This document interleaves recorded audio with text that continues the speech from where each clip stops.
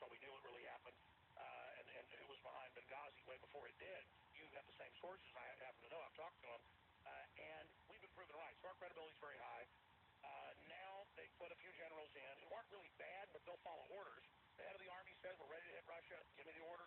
The chairman of the Joint Chiefs told him 2 weeks ago, you're asking us already to attack Russia. As you understand, they're going to fire missiles once we bomb their bases. I'll do that, but you need to give that order. You need to be public about that. So we've really reached a point where most statisticians and historians and analysts say is more dangerous than ever in the Cold War. The Russian government's now saying that. And I just want to ask all the trendies and Samantha Powers and the rest of them, do they understand this is the real world? Because you said it perfectly. They bullied. They've never lived in the real world. None of these people have ever probably been in a fist fight. Generals are dangerous enough. At least they've been in wars. When your generals are the ones being pacifists, and when a right-winger populist is the pacifist like Donald Trump, we're not pacifists. We are survivalists. We are realists. Where do you see this going, sir? You just said something that's critical to this whole discussion. These women have never fired a BB gun. They bullied men and people who stood up to them their whole life, and they rose to the top of academia. That's how they got into government. Then they bullied their way through all of the bureaucracies of the government to move themselves to the top. Think Janet Reno, think Janet Napolitano, think Donna Shalala. Now they're running the world, and now they have an Air Force, now they have a Navy, they have unlimited power, and there's only one man on the planet who stands in the way of their anti-male agenda. It has almost nothing to do with Putin's policies in Syria. And you say, well, that's crazy. Listen. No, their own emails, I guess you didn't know about this, they actually say that.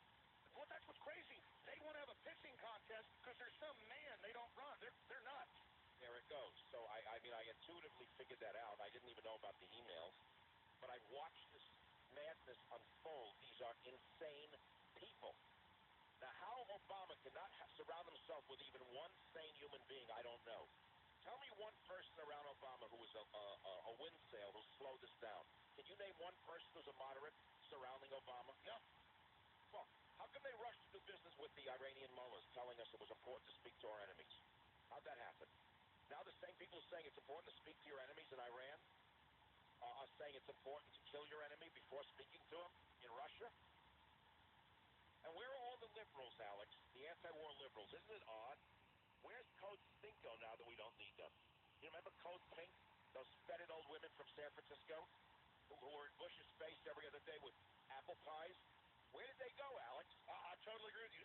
Only one liberal's been honest, and that's been Jill Stein. She says, basically, vote Trump, or we're going to have a nuclear war. We interviewed her yesterday, our crew did, and they're actually really elation freaked out, and they should be.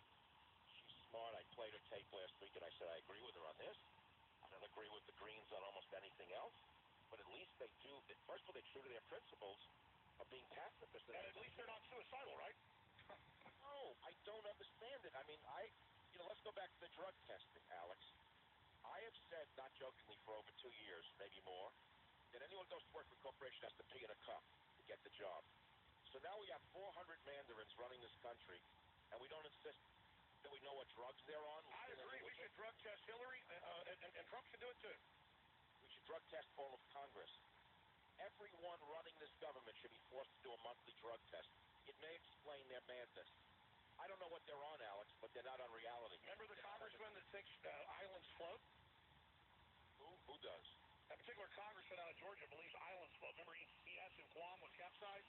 That one. Hank Johnson. All right, yeah. We only got 10 minutes left. I always love getting you on. You're such a busy guy. I want to get into WikiLeaks and all this incredible stuff coming out, but centrally, what does your gut level tell you? What does your gravitas tell you about the debate? What does Trump need to do? I know you talk to him a lot. How are you advising him on air, off air? Where is all that going? What do you expect to happen? What are other dirty tricks? I mean, what is central on the board in the savage war room? You want me to do that now? Yes, sir. I had Trump on my radio show yesterday, the Michael Savage show, and we talked about a lot of things, and I said, look, this guy who's running a debate tomorrow is a snake. You look at that sneer. Meatloaf Jr., I call him. That's Mike Wallace's son. What's his name? What? I don't know. Remember his name. I really, honest to God. Who's the guy who's going to debate moderate? I'll be honest. He's the Fox News Weekend guy. We pull him up. Chris Wallace. I thought it was George Wallace. I'm joking. So anyway, Chris Wallace's father was Mike Wallace, 60 minutes, old line liberal, but respectable. So I said to Donald, I said this publicly. I said, Donald, did you know Mike Wallace? I was leading him. He said, I did, and he treated me very fairly on 60 Minutes. I said, well, his son tomorrow is a snake, a sneak. And when he sets you up and pulls a Megyn Kelly on you, Donald, here's what I advise you say to him. You lean back and you pull a Reagan with a smile and you say, you know, Chris, I knew your father, Mike Wallace, and he'd be ashamed of you right now. He would never have stooped to this level. And I said, what that will do to him psychologically is shrink him to a mini-me. I agree. It'll shrink him because he's been in his father's shadow his whole life. And I said, Donald, you can't let him attack you the way Megyn Kelly did. And we all know Murdoch is 100% in with Hillary now. He admits it. Oh, man, Fox is so bad now. And their ratings are plummeting. The people are turning off Fox, Alex. So anyway, the point is that this guy's a snake. He's supposed to be the conservative of all the three debates. We know he's going to pull a Megyn Kelly on him and say, did you actually grope that woman on the airplane? He's not going to talk about substance. And Donald has to rip him personally, not answer the question.